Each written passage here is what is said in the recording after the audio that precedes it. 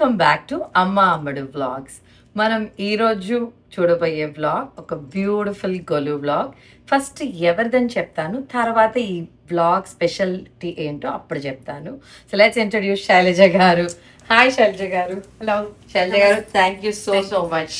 You look very beautiful. Thank you. Very beautiful sorry, lovely colour. Thank you.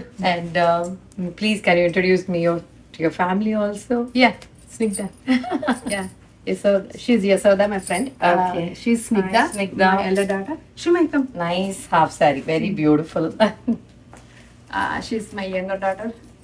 Srimai. They both Srimai. are. Yeah, they're college, University of Cincinnati. Okay. Sridhar, my husband. Hello, and beautiful family. Thank you. And I know he is the man behind your, all this Yeah. technology. Yeah. So actually, మనం చేయాల్సింది ఈమెతో కాదు, ఈయనతో చేయాలి. Because he is the man. She can do it. Oh, definitely she is, but so much work behind it. Yeah. So yes, thank you all so much. Thanks for inviting me to Yeah, your sure. house Of too. course, Yes. yeah, thanks for stopping by. Yeah, thank you. So మీరు అనుకోవచ్చు గోలోలో ఏంటి ఆ special, దీనికోసం ఒక వ్లాగా అని. Yes, మనం ఈ మామూలు గోలు ఉంటుంది అందరింట్లో చూస్తాము. అది కాకుండా Shailaja garu every year she'll come up with a beautiful themed golu. ఈ ఇయర్ ఏంటి name of the golu? Shivapuranam. Shivapuranam. But అదేంటని చూడక ముందు ఫస్ట్ తన రెగ్యులర్ గోలు చూసి then we will go there.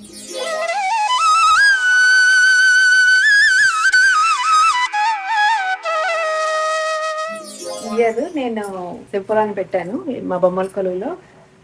So మనం ముందు హిందూ ధర్మం గురించి స్టార్ట్ చేద్దాం.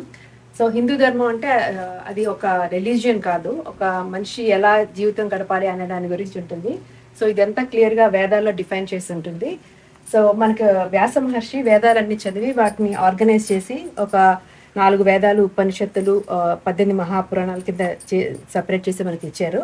అక్కడి నుంచి మనకి సూత మహర్షి సత్రయాగం చేస్తున్నప్పుడు, పురాణ కాలక్షేపం చేసినప్పుడు మనకి ఆ రకంగా పురాణం మనకు వచ్చింది. శివుడిని మనం ముఖ్యంగా 4 రకాలుగా కొలుస్తాం ఇప్పుడు ఈ రోజుల్లో. ఒకటేమో శివ కుటుంబం, కుమారస్వామి వినాయకుడితో, ఆ తర్వాత దక్షిణామూర్తి, అది అసలు రూపం, ఆ తర్వాత కాలభైరవుడు, తర్వాత నటరాజుడు. ఈ 4 రూపాల్లో మనం జనరల్గా కొలుస్తాం. ఫస్ట్ లింగ పురాణంలో మొదట ఎలా ఉందంటే, ఒకసారి ఒక రోజు బ్రహ్మకి విష్ణువుకి ఒక ఆర్గ్యుమెంట్ వస్తుంది. ఆ ఆర్గ్యుమెంట్లో ఎవరు గొప్ప అనేది ఆర్గ్యుమెంట్.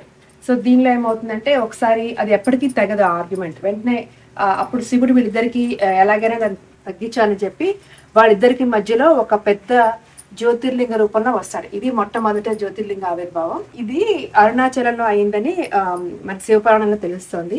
శివుడు ఏమంటాడంటే, ఈ ఈ లింగానికి మొదలు ఏది చివర ఏది కనుక్కుంటే వాళ్ళు గొప్ప అని అనుకుంటానని చెప్తే, అప్పుడు బ్రహ్మ ఏమో హంస రూపంలో పైకి వెళ్తాడు, విష్ణుమూర్తి వరాహ రూపంలో కిందకి వెళ్తాడు, దీన్ని మొదలు చివర తెలుసుకోవడానికి. కానీ విష్ణుమూర్తి ఎంత కిందకి వెళ్ళినా ఎక్కడికి వెళ్ళినా పాతాళం దాటుతాడు, కానీ కనిపించదు. అందుకని మళ్ళీ వెనక్కి వచ్చి శివుడిని క్షమాపణ అడుగుతాడు. బ్రహ్మ అలా వెళ్తూ ఉంటే పైనుంచి ఒక కేతకి పుష్పం అంటే మొగలి పువ్వు పడుతూ ఉంటుంది. అప్పుడు అడుగుతాడు, మరి నీకు ఎక్కడైనా దీని తాలూకా అంతం కనిపించిందా అని. తప్పితే కనపడలేదని చెప్తాడు. అప్పుడు బ్రహ్మ కేతకి పుష్పాన్ని అడుగుతాడు అనమాట, సార్ మరి ఇద్దరం కిందకి వెళ్ళి నాకు కనిపించిందని చెప్దాము అని చెప్పమంటే సరే అని ఒప్పుకుంటారు అన్నమాట. ఇద్దరు వచ్చి శివుడికి అప్పుడు చెప్తే అప్పుడు శివుడికి కోపం వస్తుంది అన్నమాట. నువ్వు నాతో అబద్ధం చెప్పావు, దీనికి అంతం లేదని చెప్పి అప్పుడు శివుడికి శాపం ఇస్తాడు. నీకు ఈ భూలోకంలో గుడి కానీ పూజలు కానీ ఎవరు చేయరని చెప్పిస్తారు. ఆ తర్వాత బ్రహ్మకి శివుడు శాపం, బ్రహ్మకి శివుడికి శాపం ఇస్తాడు. ఆ తర్వాత ఇంకా వాళ్ళిద్దరిది సర్దమడుతుంది. ఇద్దరు కలిసి ఒకళ్ళు సృష్టిని ఒకళ్ళు స్థితి చేస్తూ ఉంటారు. అలా అది లింగ పురాణంలోది. ఈ జ్యోతిర్లింగమే మనకి అరుణాచలంలో ఉందని అగ్నిలింగం అని, మొట్టమొదటి అగ్నిలింగం అని లెక్క. ఆ తర్వాత మనకి 12 జ్యోతిర్లింగాలు ఉంటాయి. మీరు ఇక్కడ చూస్తారు, ఇది కాశీ, కేదార్నాథ్, రామేశ్వరం, ఇక్కడ మీకు చూస్తున్న ఇవన్నీ జ్యోతిర్లింగాలు. 12 జ్యోతిర్లింగ యాత్ర మనకి చాలా ప్రాముఖ్యం మన హిందువులకి, శివభక్తులకి. ఆ తర్వాత రుద్రపురాణంలో ఏంటంటే, బ్రహ్మ ఒకసారి సృష్టి చేస్తున్నప్పుడు శివుడు బ్రహ్మ తాలూకా నుదుట్లోంచి రుద్రుడు వస్తాడనమాట. ఆ రుద్రుడు మళ్ళీ 11 రుద్రుల కింద మారుతాడు. సో ఇది ఏకాదశ రుద్రులు.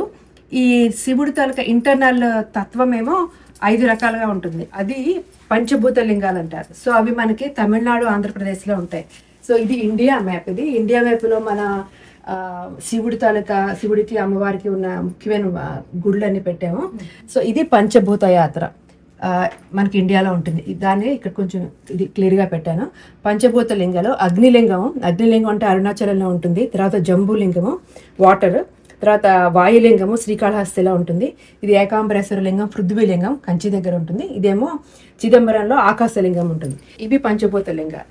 జ్యోతిర్లింగాలకి వెళ్తే మనకి రియలైజేషన్ వస్తుంది. ఓకే, మనం ఎందుకు పుట్టాం, దీనికి సార్థకత ఎలా వస్తుంది అనేది. మనం ఈ పంచభూత లింగాలను కనుక దర్శించుకుంటే మనం ఇంటరాక్ట్ అవుతాం. మనం శివుడితో వీ కెన్ ఇంటరాక్ట్. అది ఈ రెండు ప్రాముఖ్యం. ఈ తర్వాత లింగ పురాణం తర్వాత శివపురాణం. శివపురాణంలో అక్కడ మనం శివ కుటుంబం కింద చూసాం కదా. శివుడు ఒకసారి కుటుంబం కావాలి అనుకున్నప్పుడు ఆయనలోంచి ఒక శక్తి వచ్చి అమ్మవారి కింద ఉండి ఆ అమ్మవారు దక్ష ప్రజాపతికి ఈ అమ్మాయి కింద పుడుతుంది అనమాట. సో అప్పుడు శివుడు దక్ష ప్రజాపతి అమ్మాయి సతీదేవి అలా పుడితే అప్పుడు శివుడు వచ్చి సతీదేవిని వివాహం చేసుకోవాలని అడిగినప్పుడు ఆ వివాహం జరుగుతుంది. ఆ వివాహం జరిగి వాళ్ళు బాగుంటారు. ఒకసారి ఒక యాగంకి వెళ్తారు అనమాట. ఆ యాగంకి దక్ష ప్రజాపతి కూడా వస్తాడు. దక్ష ప్రజాపతి వచ్చినప్పుడు ఆ శివుడు లేచి నించోడు. మామూలుగా శివుడికి ఉన్న అర్హత ప్రకారం అంటే త్రివిధాధిపతి ఎవరు కూడా అంటే బ్రహ్మ విష్ణు మహేశ్వరు ఎవరైనా సరే వస్తే నించోరు. ఆ రకంగా కూర్చుని ఉంటాడు. అప్పుడు అది దానికంటే దక్ష ప్రజాపతికి కొద్దిగా కోపం వస్తుందన్నమాట. నేను మామగారిని నాకు గౌరవించలేదని చెప్పి కోపం వచ్చి దానికి మళ్ళీ తీర్చుకోవాలనుకుని తన ఇంటికి వచ్చిన తర్వాత దక్షయజ్ఞం మొదలెడతాడు. దక్షయజ్ఞం మొదలెట్టి దానికి అందరినీ పిలుస్తాడు అన్ని రకాల, కానీ సతీదేవిని మాత్రం పిలవడమాట. అంటే అమ్మాయిని అల్లుడిని పిలవకుండా మిగిలిన అందరినీ పిలుస్తాడు, దానికి ఇన్వైట్ చేస్తాడు. సతీదేవికి అయినా కూడా తల్లిదండ్రులు యాగం చేస్తానని అందరూ వెళ్తానని చెప్పి శివుడిని ఒప్పించి ఎలాగైనా వెళ్తానని ఆ యాగానికి వస్తుంది. ఆ యాగానికి వచ్చినప్పుడు తనని ఎవరు పలకరించరు. సో అది అవమానంగా ఫీల్ అయ్యి తన కాలి బొట్టన వేలతో నిప్పు రాజేసి దాంట్లో దగ్ధమైపోతుంది. దగ్ధమైతే ఆ విషయం శివుడికి తెలుస్తుంది అన్నమాట. శివుడికి తెలిసి రుద్రతాండవం చేస్తారు కోపంతో బాగా కోపంతో. ఇక్కడ నటరాజ రూపం ఉంటుంది రుద్రతాండవంలో. ఇక్కడ ఈ రుద్రతాండవం చేసినప్పుడు తన జడంలోంచి కొంత పాయను తీసి ఇలా నేలకేసి కొడితే దాని నుంచి వీరభద్రుడు వస్తాడు. ఆ వీరభద్రుడికి చెప్తాడు అన్నమాట, నువ్వు వెళ్ళి దక్షయజ్ఞం ధ్వంసం చేయమని. అప్పుడు వీరభద్రుడు వెళ్ళి దక్షయజ్ఞం మొత్తం ధ్వంసం చేస్తాడు. శివుడు సతీదేవి తల్లిక బాడీని తన భుజాల మీద వేసుకుని ముల్లోకాలు తిరుగుతుంటాడు అనమాట. అంటే తనకి ఇంకా ఏం చేయలేక ఆ బాధతో తిరుగుతుంటే అప్పుడు దాని ఇంబ్యాలెన్స్ అనమాట. అంటే తన పని తను చేయడు కదా, లయ తప్పుతుంది మన ప్రపంచం. అప్పుడు అందరూ వెళ్ళి విష్ణుమూర్తిని బ్రహ్మని అడుగుతారు ఎలాగైనా కాపాడమని. అడిగితే అప్పుడు విష్ణుమూర్తి తన సుదర్శన చక్రం వదిలితే ఆ సుదర్శన చక్రం వచ్చి సతీదేవి బాడీని ముక్కలుగా చేస్తుంది. ఆ రకంగా ఆ ముక్కలుగా ఆయన ఆ బాడీ పార్ట్స్ మనకి భారతదేశం అంతా పడతాయి. ఇప్పుడు మీరు ఎక్కడైతే సతీదేవి, సో ఇప్పుడు మీరు కంచి కామాక్షి, కాశీ విశాలాక్షి అక్కడ ఇవన్నీ చూస్తున్నారు కదా, అమ్మవారి కామాఖ్యాదేవి. సో ఒక్కొక్క బాడీ పార్ట్ ఒక్కొక్క పార్ట్ లో పడుతుంది. చాలా ఉంటాయి కానీ ఒక 18 మాత్రం ముఖ్యమైనవి. వాటిని అష్టాదశ శక్తి పీఠాలు అంటారు. శివ భక్తులకి పార్వతీ భక్తులకి మన అమ్మవారికి ఇవి చాలా ముఖ్యమైన సీక్రెట్ ప్లేసెస్ అవి అష్టాదశ శక్తి పీఠాలు.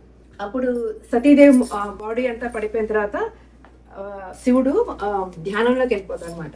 సో అప్పుడు మనం దక్షిణామూర్తి రూపం చూస్తాం. ఇక్కడ సౌత్ ని చూస్తూ అంటే దక్షిణ వైపు చూస్తూ శివుడు దక్షిణామూర్తి రూపంలో ఉంటాడు. చిన్ముద్ర ఉంటుంది, ఢమరుకం పట్టుకుంటాడు. ఈ చేత్తో ఫైర్ అండ్ ఇంకొక లెఫ్ట్ హ్యాండ్ డౌన్ చేత్తో బుక్స్ ఉంటాయి అన్నమాట. దాని అర్థం ఏంటంటే బుక్స్ ని పట్టుకుని లెఫ్ట్ హ్యాండ్ వైపు ఉండి వదిలేయాలి, రైట్ హ్యాండ్ అంతా మనకి ఎప్పటికీ పర్మనెంట్.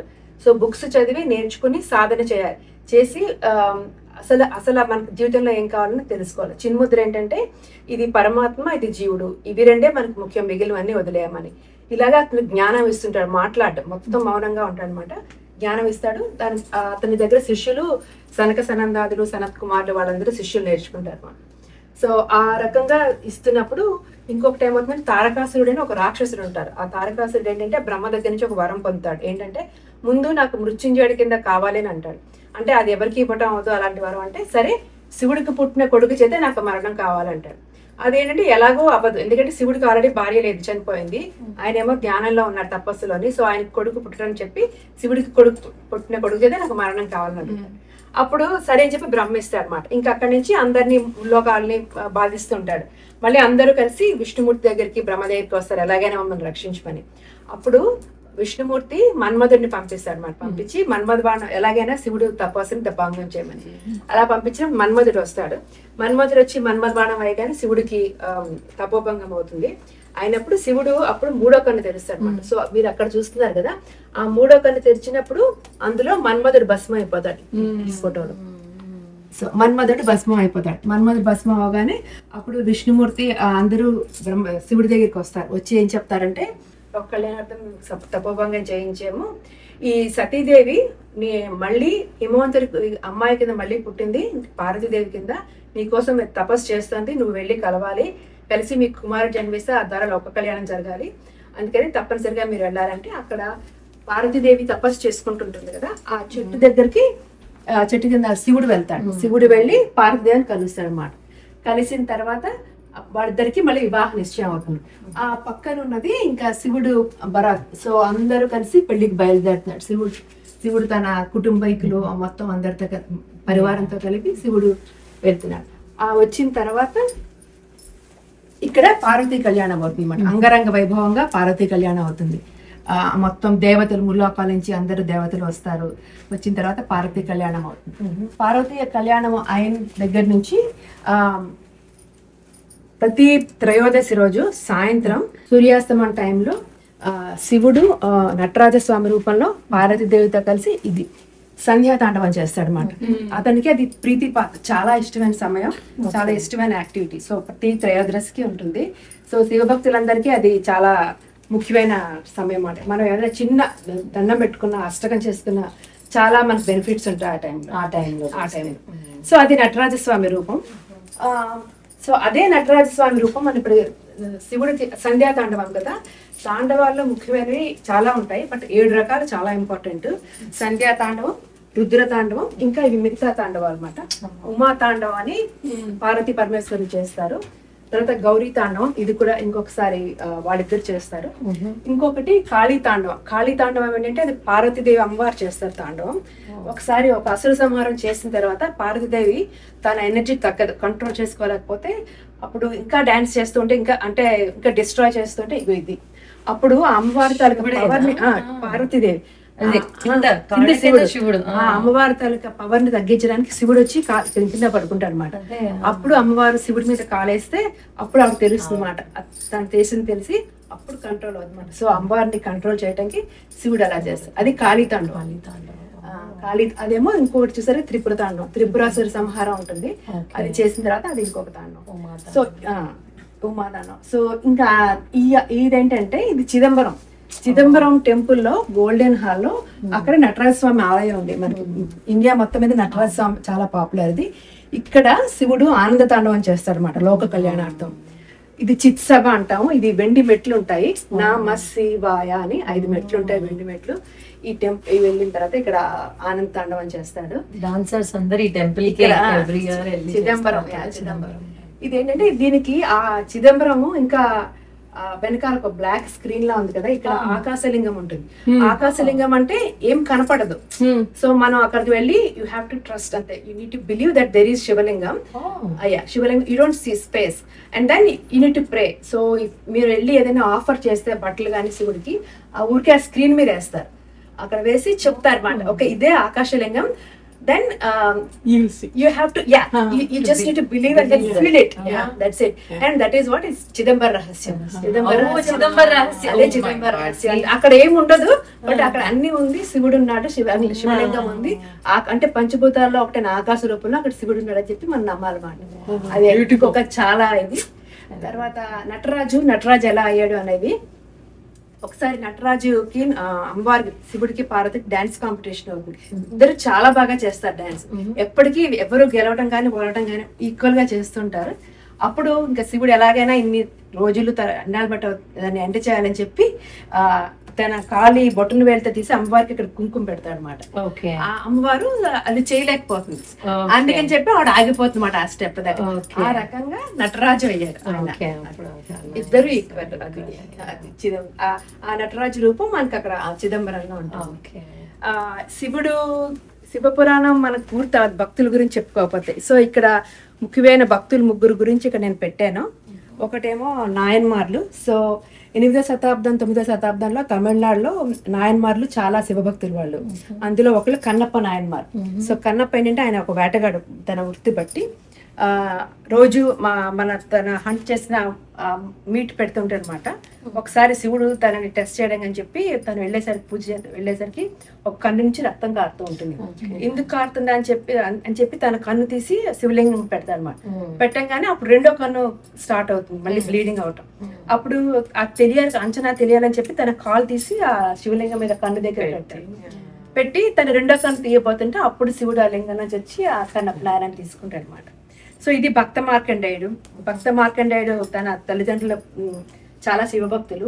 తన అల్పాయుష్కుడుగా పుడతాడు అనమాట. అంటే వాళ్ళ తల్లిదండ్రులకి ఎలాంటి బిడ్డ కావాలి అంటే అల్పాయుష్కుడు మంచి ప్రయోజకుడు కావాలా, లేదంటే పూర్ణాయుష్కుడు అంత ప్రయోజకుడు కాని వారు కావాలంటే అల్పాయుష్కుడైనా ప్రయోజకుడు అని అడుగుతారు అనమాట. సో 15-16 సంవత్సరాల కల్లా తనకు ఆయుష్ నిండిపోతుంది. సో ఆ టైంలో చాలా శివభక్తుడు లింగాన్ని పట్టుకుని పూజలో ఉంటాడు అనమాట. అప్పుడు యమధర్మరాజు తీసుకెళ్ళిపోవడానికి వస్తాడు అనమాట. తన ప్రాణం వచ్చినప్పుడు శివుడు లింగాన్ని గట్టిగా పట్టుకుని ఉంటాడు, తీయలేకపోతాడు అనమాట. అప్పుడు ఇంకా గట్టిగా పాసం వేస్తే లాగపోతే అప్పుడు శివుడు అందులోంచి వచ్చి యముడిని ఇక్కడ కొడతాడు అనమాట. కాలుతో చూస్తే మీకు కనపడుతుంది. యముడిని కొట్టగానే ఇంకా అప్పుడు యమధర్మరాజు భయపడి వెళ్ళిపోతాడు అనమాట. ఆ రకంగా మార్కండేయుడికి పూర్ణాయుష్. ఇది ఇంకొక అమ్మాయిది. ఇది బసవ పురాణంలోది కదా. ఈ నాయన్మార్లేమో పెరియ పురాణంలో. బసవ పురాణం ఏంటంటే ఇందులో ఒక కుటుంబం ఉంటారు. వాళ్ళ తల్లిదండ్రులు శివభక్తులు, మొత్తం కుటుంబం అంతాను. రోజు వాళ్ళు శివాలయానికి వెళ్ళి శివలింగానికి పాలు నైవేద్యం పెడతారు. సో ఒకసారి వాళ్ళు ఊరు వెళ్తే వాళ్ళ అమ్మాయికి చెప్తారు, 4-5 ఏళ్ళ అమ్మాయికి, నువ్వు శివాలయంకి వెళ్ళి పాలు నైవేద్యం పెట్టు అని. సరే అని చెప్పి ఆ అమ్మాయిలు నైవేద్యం పెడితే ఆ అమ్మాయి చిన్నపిల్ల కదా, ఇన్నోసెంట్. సో అందుకని ఏమనుకుంటుంది అంటే శివుడు వచ్చి పాలు తాగాడు అనుకుంటుంది. కానీ అది అవ్వదు. లేకపోతే అడుగుతుంది, రిక్వెస్ట్ చేస్తుంది, ఏడుస్తుంది, కోపడుతుంది. ఏం చేసిన శివుడు అనమాట. ఇంకా భయం వేసి తల్లిదండ్రులు ఏమంటారని చెప్పి తన తల వేసి శివలింగాన్ని కొట్టుకుంటుంది అనమాట. కొట్టుకుంటే అప్పుడు శివుడు బయటకు వచ్చి ఆ పాలు తాగుతాడు. సరే నెక్స్ట్ డే మళ్ళీ అదే అవుతుంది. 3 రోజులు చేస్తుంది, అలాగే అవుతుంది. 4వ రోజు పేరెంట్స్ వస్తారు అనమాట. వాళ్ళ అమ్మ నాన్న ఊరి నుంచి వస్తారు. వచ్చి ఏమైంది నీకు నైవేద్యం పెట్టావా అంటే మరి పాలు ఏం చేసావంటే శివుడు తాగేశాడు అంటే. అంటే శివుడు తాగడం అంటే నువ్వేం చేసావు చెప్పు, నువ్వు తాగావా ఎవరికైనా ఇచ్చావా అంటే నేను తాగలేదు, ఎవరికి ఇవ్వలేదు, శివుడు తాగేశాడు అంటే. ఎంత చెప్పినా ఇంకా అదే మాట మీద ఉంటుంది. అబద్ధం చెప్తాడు కదా అనుకుని సరే గుడికి వెళ్ళి చూద్దాం, ఇవాళ కూడా అదే చేయంట. మళ్ళీ అందరు కలిపి వెళ్తారు అనమాట. వెళ్తే మళ్ళీ అలా పాలు పెడుతుంది. ఇప్పుడు తల్లిదండ్రులు ఉన్నారు కాబట్టి శివుడు బయటకు రాడు. ఎంత చేసినా తలేసి కొట్టుకుంటుంది కానీ రాడనమాట. ఇప్పుడు తండ్రికి బాగా కోపం వస్తుంది, నువ్వు అబద్ధం చెప్తున్నావు అని చెప్పి ఇంత కర్ర తీసి గట్టి కొట్టబోతాడు అనమాట. ఆ కర్ర తాగలగడానికి ముందు శివలింగం చీల్చుకుని శివుడు వస్తాడు. శివుడు వచ్చి ఆ అమ్మాయిని గొడగొచ్చి తీసుకుంటాడు. గొడగూచి అనేది పేరు, అమ్మాయి పేరు. గొడగొచ్చి అనేది అమ్మాయి పేరు. అది శివభక్తులు. Beautiful, Shaila. Very nice. As usual, every year I know you come up with a beautiful theme, and I really learnt a lot. నాకు నిజంగా చిదంబరం నేను వెళ్ళింది లేదు. సో చిదంబరం రహస్యం అన్న టర్మ్ వినున్నాను, because there is actually a serial in Tamil. But దానికి అర్థం ఇదని నాకు ఈ రోజు తెలిసింది. అండ్ ఈ కాళీ శివుడి కింద ఉండేది something I never seen, because Kali కింద యాక్చువల్లీ వీళ్ళే కదా అది శివుడు. And it was something like I learned a lot today. చాలా చాలా బాగుండింది అవన్నీ. ఐ నో దక్షిణామూర్తి శివుడు, అంతేగాని ఇట్లా వాళ్ళ 4 స్వరూపం, so many things to learn of course. And you always make your goal so meaningful. Thank you. Very, very beautiful. And look at these details. That is what the speciality, right? The minute details. Ikkada tempatam kaani.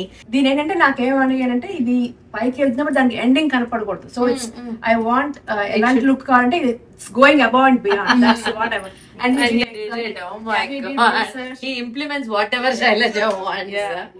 Very, very nice. And why Shiva Puranam this year? So నేను అంటే షణ్మతాల గురించి మొదలెట్టినప్పుడు అన్ని మతాల గురించి చెప్పాలనుకున్నాను. So last year నేను గణపతి పురాణం చెప్పాను. So year నేను వెళ్ళినప్పుడు నాకు షాప్ లోకి ఇండియా వెళ్ళినప్పుడు చూడగానే నాకు ఫస్ట్ దక్షిణామూర్తి విగ్రహం కనిపించింది. ఇంకా దక్షిణామూర్తి గురించి తెలుసుకుంటూ అలా తెలుసుకుంటూ ఇంకా శివ పురాణం చదివా, శివ పురాణం, లింగ పురాణం, విష్ణు పురాణం.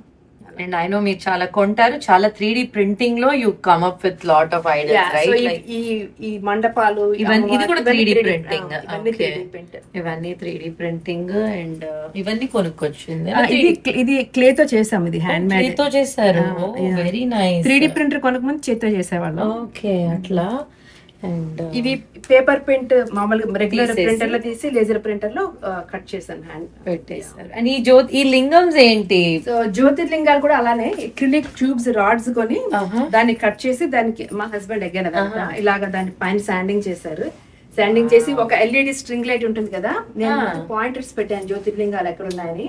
సో తను అలాగా లైట్ స్ట్రింగ్ రన్ చేసి, కాకపోతే లైట్లు మొత్తం అంతా ఉంటాయి కదా, సో లేని దగ్గర అదే ఇక్కడ మన జ్యోతిర్లింగం ఉండదు కదా ఈ మధ్యలో, సో అదంతా కవర్ చేశారు మన లైట్ కనపడకుండా. ఇది ఎవరి మ్యాప్? ఎవరు ఇండియా మ్యాప్? మ్యాప్ నేను వేసాను, టెంప్లెట్.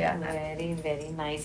మీట్ కోసం ఇవి కూడా పెట్టేశారు. అవి like they are very minute details. నేను తర్వాత ఇక్కడ చూసాను, పెళ్లి చూసేటానికి వచ్చే వాళ్ళందరూ అవి కూడా like you know she did not miss this. Brahma Saraswati అని ఇవన్నీ గాయత్రి దేవతల అందరూ పెళ్లికి వచ్చిన గెస్ట్లు అందరినీ కూడా you did not leave it. I mean that's what I am saying, so much detailing and as usual very very beautiful. What was challenging ఈ గొలులో మీకు?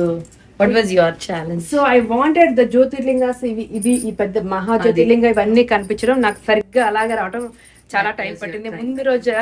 ముందు రోజు వరకు అలా ఫినిష్ చేస్తానే ఉన్నాం. But finally I got that. Very beautiful, yeah. And I like that one. It says it's not mythology, it's our history, and you know, very very nice. And how long did you take, like planning nunchi? So నేను summer లో start చేశాను చదవటం. నేను దక్షిణామూర్తి బొమ్మని నేను ఫిబ్రవరిలో వచ్చాను India నుంచి. సో ఒక 2 months I was busy with other stuff, and then I started reading like Shiva Puranam, Linga Puranam. ఆ తర్వాత 2-3 months చదువుతుంటాను అలా on and off. So by Varalakshmi Vratam టైంకి నాకు క్లారిటీ వచ్చేస్తుంది. అండ్ దెన్ బిట్వీన్ వరలక్ష్మి వ్రతం అండ్ గణేష్ పూజ నేనంతా కరెక్ట్ చేసుకుంటాను, ఏమేమి నోట్స్ రాసుకుంటాను, హైలైట్ మొత్తం ప్రింట్ తీసి హైలైట్ చేసుకుంటాను first. And each Purana at least 3 times చదువుతాను. అంటే I cannot pick like what I need exactly. And then నేను ఒక 10 పిక్ చేసుకుంటే I can put only 3 or 4. That's what it's not easy. It's not easy. Also ఇది ఒక్కొక్కటి you have to like I think మీరు ఒక 10-12 minutes లో చెప్పేశారు, తీసేసాం. But I know so much hard work behind it. And I have one question, like మీకు శివపురాణం చదివారు, శివుడి గురించి ఇంత చెప్పారు కాబట్టి నటరాజుడిని ఇంట్లో ఈ మధ్య నేను విన్నాను లైక్ పెట్టుకోవద్దు, ఆయన ఉగ్రంగా ఉంటాడు కదా, అట్లా కోపంగా ఉన్న శివుడిని మనం ఇంట్లో పెట్టుకోకూడదు అంటే. బట్ మా ఇంట్లో కూడా ఒక చిన్న నటరాజ్ బొమ్మ ఉంది. Is it true or? మా ఇంట్లో కూడా ఉంది. ఐ మీన్ మా డాన్స్ ఫ్యామిలీ కాదు, బట్ ఇది అందరింట్లో ఉంటుంది కదా, చాలా బాగుంటుంది. సో షో కేస్ లో అట్లా పెట్టుకున్నాను. బట్ నాకు మొన్న ఎవరో చెప్పారు. బట్ మీరు చెప్పినట్టు మేబీ ఇది కోపంలో ఉన్నప్పుడే తాండవం, కానీ ఆనంద తాండవం అంటే అది చాలా సంధ్యా తాండవం అని చాలా ప్లెజెంట్ డాన్స్. ఆనంద తాండవం అంటే హ్యాపీగా సృష్టి. ఇప్పుడు ఈ తాండవం మనం చెప్పొచ్చా? ఇది చూడంగానే ఇది రుద్ర తాండవం అని చెప్పాను. నేను అది లేబుల్ చేశాను, బట్ అలా చెప్పలేము. సో మేబీ మన ఇంట్లో ఉండేది ఆనంద తాండవం అనుకోవాలి కదా, అనుకోవాలి. మన ఇంట్లో ఉండే నటరాజు ఆనంద తాండవం, ఈజ్ హ్యాపీలీ డాన్సింగ్ అని అనుకోవాలి. Beautiful Golu. I mean, you explained it so well, Shailaja garu. Chala details I learned, as I said. So, మీ ఇద్దరు కాంట్రిబ్యూషన్ ఏమన్నా ఉందా గోలులో? నేను ఈ టైగర్ స్కిన్ చేశాను. ఓ టైగర్ స్కిన్ చేశారా? ఎట్లా like was it? Tiger print cloth shape కి cut చేసి తర్వాత నేను ఫెల్ట్ తో టైగర్ ఫేస్ ని డ్రా చేసి వెరీ నైస్. ఓ యు ఏం లేదు, జస్ట్ అలాగే నువ్వు కూడా చూడటానికి వచ్చిన ఒక మెంబర్ అంతేను. Very nice. So I have a quick question if you don't mind me asking. So what you think going forward you will do something like this, that what your mom is doing it you want take it forward, or you think it's too much of work, you know I can't? ఇంత scale కి తెలీదు, కానీ at least theme చేయాలని ఉంది. గోలు ఉంది, మీకు కూడా ఉంది. Maybe if Akka does, we can just go and do another tiger cloth for Akka Golu. So actually today me and Shailaja, we both witnessed this beautiful Golu. Yes, it's truly beautiful. Have you seen something like this? Every year I come here and she does beautiful themes and I enjoy a lot. Actually every year I do Instagram reels, but lot of people have asked me, can you put a detailed video? Of course with time constraint in Instagram I cannot do, but I'm so glad I started a YouTube channel. Yes. Of course I would not say just for Shailaja garu, but I started it and I thought, okay, why can't I do one vlog for this, and thank you so much, Shailaja garu. Thank you for coming. Thank Yeah, you sure. so Yeah. much. Thank you.